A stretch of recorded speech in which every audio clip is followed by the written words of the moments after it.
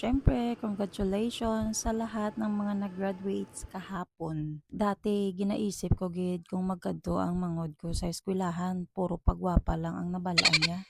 Pero kahapon ko lang na-witness ang pagiging cross-sword gali, hindi siya muna kadali. Imagine, patapuson mo March tanan nga mga naga-graduates, like 800 graduates kahapon, plus ang mga teachers and staff. Dugay-dugay gali ang ilang nga tindog. Hindi gali siya muna kadali.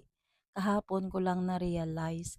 And proud ako sa ila kay bisan nga pangalay na ila tiil, napamalhas na sila, kapoy kag sa kainit kaya pa nila gyapon mag-standing posisyon basta matapos gid ang mga nag-march. While watching kahapon, nakita ko kung paano mangalay ang mangod ko gakililiwit na siya pero kailangan niya mag-still standing.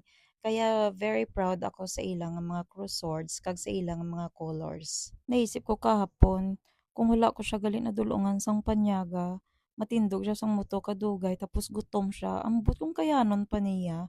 Pero still good job sa inyo, cross swords and colors.